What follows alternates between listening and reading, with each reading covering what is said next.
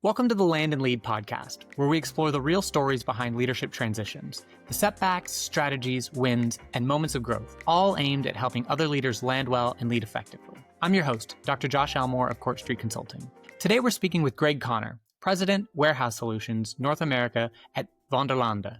As President of North American Warehouse Solutions, Greg oversees Vanderlande's extensive portfolio of integrated materials handling solutions for omni-channel businesses, e-commerce companies, and retailers in the general merchandise, food, and apparel industries. This includes guiding customers at every point in their warehouse automation journeys, whether they are just beginning transition to automated systems or refining the world's most advanced warehouses and distribution centers. Greg brings nearly 20 years of leadership experience from his tenure at Bastian Solutions, a sister company of Vanderlande in the Toyota Automated Logistics family of companies. Greg has extensive experience overseeing business development, marketing, and sales teams while providing customers with fully integrated solutions that maximize throughput, storage capacity, safety, and other operational imperatives. Greg is a graduate of Purdue University.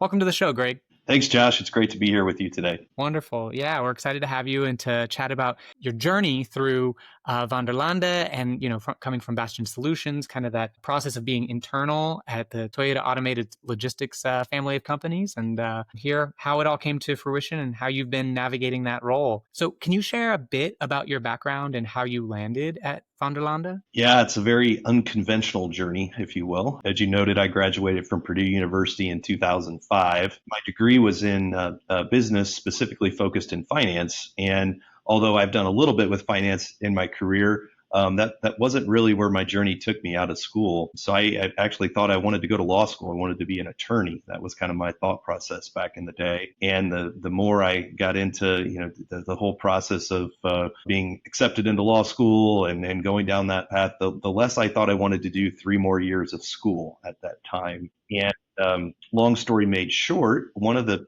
business leaders in Indianapolis that I met with was Bill Bastian. And Bill presented me with an incredible opportunity to join his company. I started as a project engineer and did a little bit of site supervision, project engineering work, design work. And then about 6 months into my career, an outside sales territory opened. And I took that opportunity and absolutely haven't looked back since. It really opened a passion for this industry that it still fuels me today. Looking back, I probably was a little bit crazy. It was 100% commission. So you eat what you kill, but it was a great experience for me and really something that propelled me into the role that I have today at Vanderlande. And so you go from university to Bastian, and how does Vanderlande come into the story of Bastian? Yeah.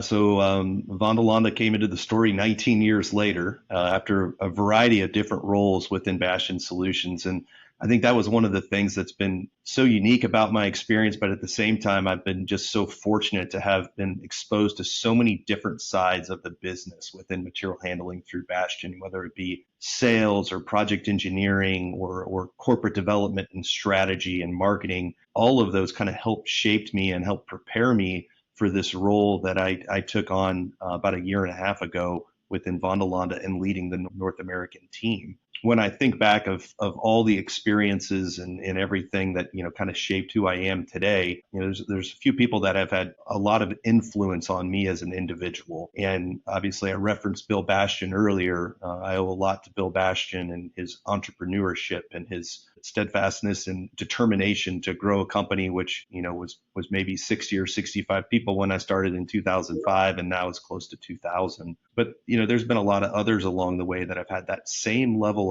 of influence on me. And Aaron Jones, who is the CEO of Bastian Solutions, he kind of tapped me on the shoulder when this position became available. I wasn't really considering a move to Vanderlande at the time. And he said, Greg, as much as I don't want to lose you as part of my leadership team, I think this would be a great opportunity for yourself and obviously too a great opportunity for Toyota. And that's really what propelled me and convinced me was the confidence that Aaron and others had in me to take on this new responsibility and this new role at Vanderlande. And so listeners have context around kind of the family of companies with the Toyota Automated Solutions family. How does everything fit together? So we have that context. Yeah, great question. So Bastian and Vanderlande were privately held companies prior to 2017. Bastian was third generation family owned with a group of other owners who also worked in the company itself. In 2017, Toyota entered the space of material handling automation. And when you think of Toyota, obviously everyone thinks of automobiles and the automobile industry, but they're also one of the largest shareholders, one of the largest market share leaders in fork trucks and conventional warehouse equipment. Toyota is an extremely forward-thinking company, or most companies are thinking 5, 10 years into the future, maybe 20 years at the most. Toyota is thinking 50 plus years into the future. And as we continue to evolve and develop as a society, and technology plays a larger role within warehouse automation, they see potentially fork trucks and automation colliding. And the reason to invest in companies like Vanderlande and Bastian Solutions and another company within our space, ViaStore, all compiled here in the last couple of years. And that's how we all got together. Great, great. So you have, many roles. How many roles did you go through at Bastian? Oh, wow. Great question. Many, many roles, some official and some not official, but probably 6 or 7 different roles within Bastian Solution. And, that's one of the things that I loved about the company and I loved about the leadership was, if you raised your hand and you had what people believed to be a great idea, they didn't wait for others to do it. They empowered you to do it. And that's found myself at one point leading an e-commerce group with another gentleman at Bastian. I found myself in marketing, which, wasn't exactly what I went to school for, or what I had a background in, but just the opportunity to make an impact. And then that's one of the core values of Bastian that I just absolutely love is that, we want to make an impact, not just on ourselves and our own careers, but really on our customers and the company as a whole. So you have 6 or 7 roles at Bastian. Toyota enters the picture. You got this new opportunity. How did that opportunity come at Vanderlande, and when did you join? Yeah. So I joined in July of 2024. And, as to how did the opportunity present itself to me, I think there was an opening and certainly another person left the position and it opened up the door for me. I think that's a lot of times how fortunes are made in this. There has to be a little bit of luck that goes along with it. But, it wasn't as if I was looking for a new position, certainly wasn't looking outside of Bastian Solutions or outside of Toyota, but Aaron Jones kind of tapped me on the shoulder and said, hey, I think this is a great opportunity for you to take the next step in your career and also help Toyota at the same time as we try and do more together, meaning the Toyota-owned companies within North America. So a lot of what I've been focused on here for the betterment of the last year and a half or so is trying to take what I learned at Bastian and what I know about that company and know about the industry and bring these two entities together within North America, because we do complement ourselves very much so in the market. As opposed to being two different brands focusing on the same industry, we're really trying to focus on Toyota within North America and what can we do to help one another's, what can we do to help our target customers. Great. So we have this kind of joining of strategy. You move over and bring with you that kind of suite of experience from a previous company, but very adjacent in terms of the kind of the skill set. So what was the situation when you entered the role? Yeah. So if you look at Vanderlande and where we were, just a few months ago, great story, great company, great products, but really not as positioned as well as we would like to be within the North American market. So a lot of my focus has been on, telling that story, making sure that we're getting our brand not only identified within the market, but our people feel empowered and educated to go out there and really celebrate who we are throughout the world and spread the message of Vanderlande, spread the message of Toyota. From a sales perspective, when I started, we had to be pretty honest with ourselves in terms of what our sales pipeline looked like and really the direction that we wanted to take this group within the market within Toyota. Those are great questions, right? I think people felt so empowered and so involved in the company that hadn't maybe happened in the past, that we were able to get people really quickly in the right seats on the bus and rowing in the right direction. And that's really helped us over this last year and a half get to where we're at today. And so, right, you gotta work things out, kind of turn things around a little bit, and head in a new direction. What strategies have helped you navigate that transition, but then also your own personal transition as a leader? Yeah. I think the first thing I tried to do when I came over to Vanderlande was empower people and find out, what have there been their challenges in the past and what would help them be successful. So I'm a big believer in skip level meetings and in ensuring that everybody in the organization from top to the bottom has access to me at any time that they need it. And it's not to micromanage or take any responsibility away from our management team and individual managers. It's to make sure that we're communicating as an organization, and I know what's bothering people, or I know what's going to help make the organization better. So that was one of the first tools that I put in place here was, we're going to communicate. We have an open door policy. We're going to share what we learned, good news and bad news, and we're going to propel this thing forward. And that was really, really well received. I think anytime you give employees a voice and they not only are being heard, but they're being responded to, right? That we're actually making change. That's when people start getting really fired up and really helping pull not only their fair weight on the rope, if you will, for thinking a tug of war, but they're pulling harder than the guy next to them or just as hard as the person next to them. And then you get that flywheel effect where things are really moving fast. Hmm. And so it sounds like what you heard, that folks were ready for change, were looking for it. Yeah. How did you navigate the kind of, you got this feedback, you got the assessment, you did skip level, you did the communications.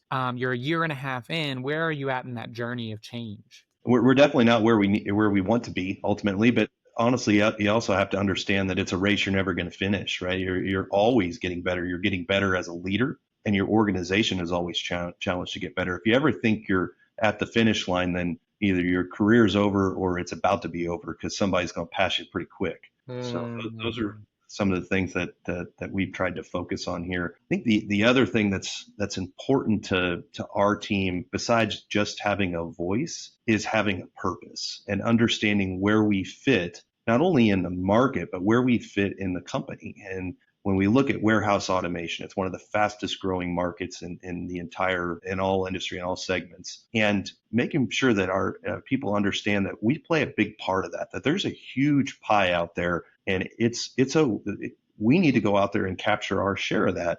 And we're going to do that in what I think is truly a fun and a really, really rewarding experience. And that's helping clients, being a partner to them.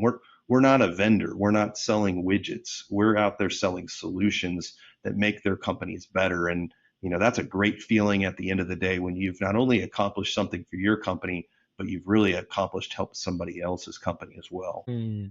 And I'm thinking about, right, the challenge of change and all of the, complexities that come with it. But I'm also thinking about your time at Bastian and that you were there for so many roles, 6, 7 roles. What about your past did you bring with you to kind of help you in this moment, kind of as a leader? Yeah, I was very fortunate to work under some amazing leaders at my time at Bastian. And one of the things that I always respected about them was whether they realized it or not, the best leaders in this world are the ones that break down barriers so that their employees can be successful. And I've always viewed that as, my biggest responsibility, right? There's plenty of other responsibilities or a lot of things on the to-do list, but nothing is more important than breaking down any of the barriers that are preventing or blocking our employees from achieving success. So that's a big part. That's what drives me. That's what fuels me in the morning is how can I make sure that our people are working at 100% capacity? Mm.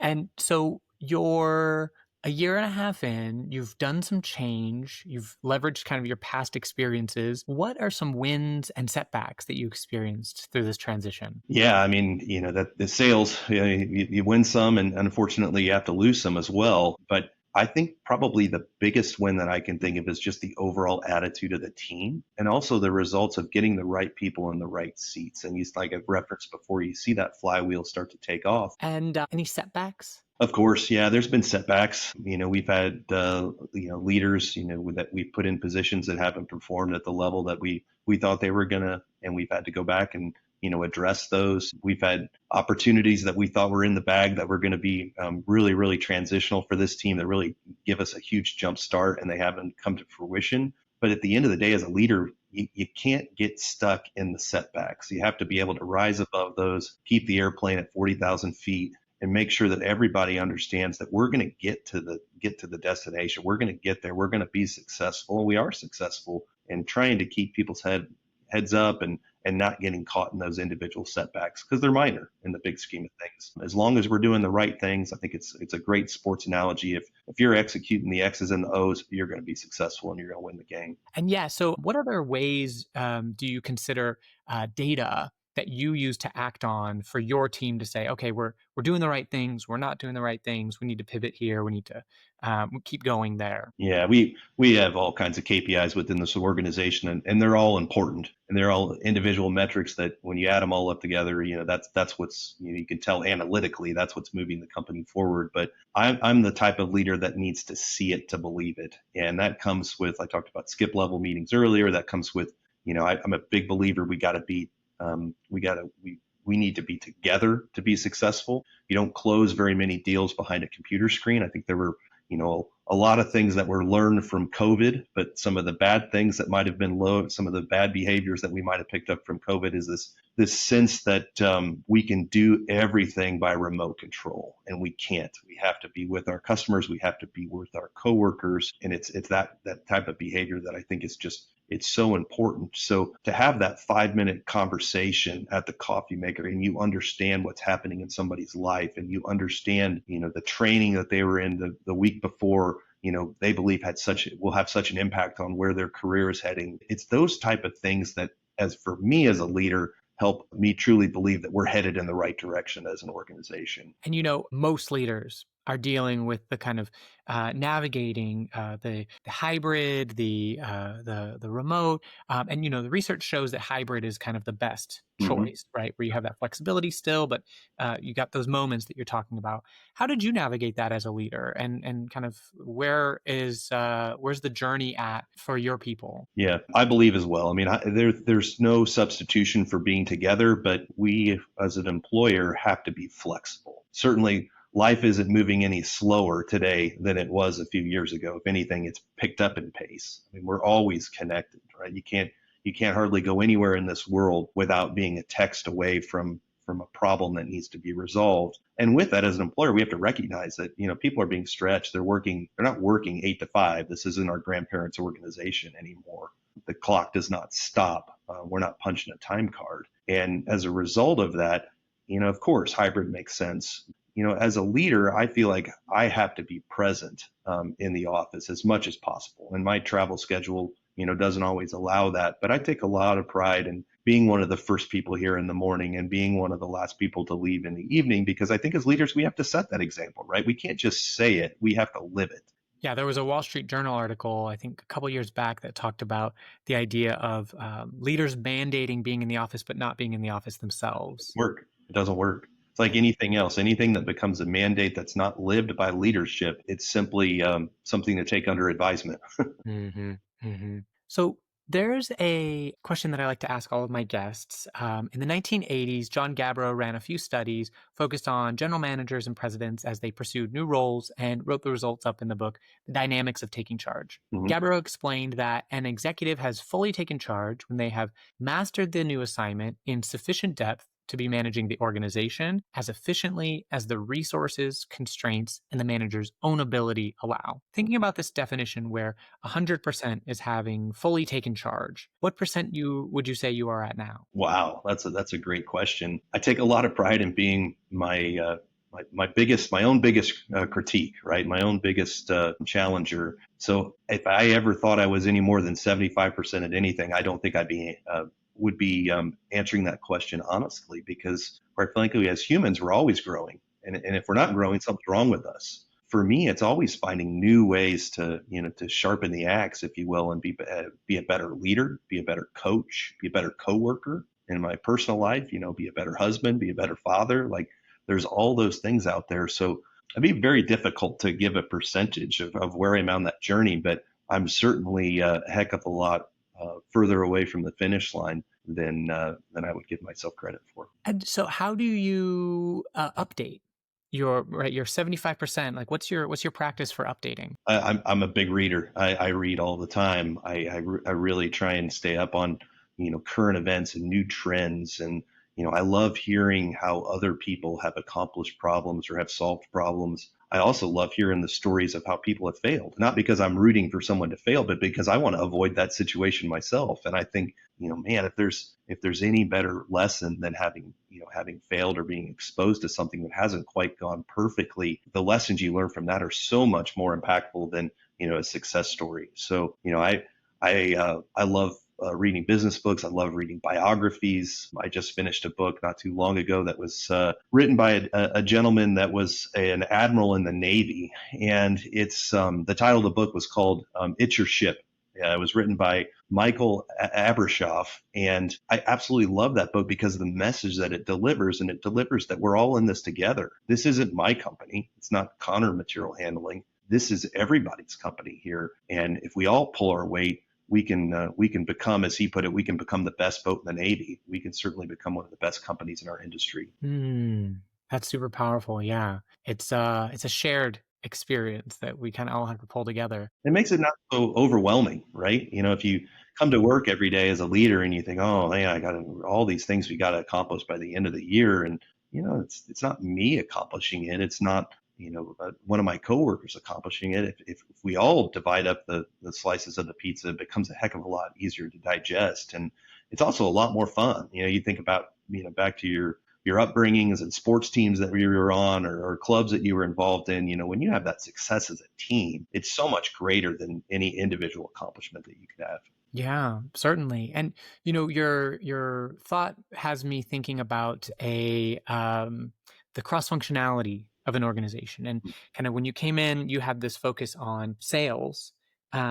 And where is your head at as you kind of continue on? You're in transition. Where are you seeing kind of the needs of the organization for kind of the next set of updates, and how do you help the organization kind of pursue that new direction? Yeah, we had a very comprehensive strategy when we started back in July of 2024, and then of course started with sales, started with business development, started with brand recognition, but we continue just pushing things down through the funnel. So now we're focused on operations, right? And we've landed some business. We've got a very strong sales pipeline. Now it's time to start, focusing on operational success and achievement, customer support, all the other stuff that comes later in the process. But it comes for a great reason, right? We're in this next challenge now because we accomplished the first challenge. That's what makes business so much fun is, if you ever run out of challenges, if you ever run out of opportunities to improve, then something's not going right, or it certainly isn't going as well as you think it is. And I guess that's where the 75% figure comes in. Right. Yeah. So, thinking about, as we wrap up the conversation, what advice would you share with leaders currently entering a new high stakes role? Yeah, I would. The biggest piece of advice that I would share is don't get caught up on the lows of the lows or the highs of the highs. The answer usually to most questions is in the middle. It's never ever as good as you think it might be, and it's never ever as bad as you might think it might be. And I think that's the testament, or really what separates a great leader from an average leader, are those that can really rise above the chaos, which happens every single second of every day if you're zoomed in, and rise above that, and never ever let your head get caught up in the details. Keep your eye on the ball, and keep your eye on the prize at the end of the game. And the details, right? So that kind of takes you up to that management perspective of, right, leading the ship. We're in it together and guiding them. Really powerful. Well, Greg, thanks so much for joining us. Is there anything you'd like to share that's coming up for you or Vanderlande? Yeah, I think, some of the things that, I would advise people, if you're interested in this industry, and I think a lot of people, it's kind of the material handling automation industry is one of those that is not on anybody's radar. It certainly wasn't on my radar when I graduated from Purdue University, but it's changed my life in such a powerful way. And I would encourage people to take a look at this industry. It's really a great kept secret, and it's an industry that's going to continue to grow and evolve over the next many years. It's where we're headed as a society, and I think a lot of that is because it has such an impact on all of us. I mean, you think about the Amazon delivery that shows up on your doorstep, or the delivery that comes from Target. That all was handled by the equipment, the technology, and the solutions that companies like ours put in place. Wow, yeah. And there are more packages coming every day. So, right. Well, thanks again, Greg. Really appreciate you having me on the show. Thanks for sharing your wisdom. Yeah, thank you so much for having me. Thanks for listening to the Land and Lead podcast. I'm your host, Dr. Josh Elmore. Tune in next time for more stories from leaders navigating high-stakes role transitions. Since recording, Toyota Industries has announced its intention to reorganize its warehouse automation business to create Toyota Automated Logistics, or TAL. This initiative will bring together the strengths of Vanderlande's warehouse domain, Bastian, and Via Store. The new organizational structure is expected to begin operations in April 2026.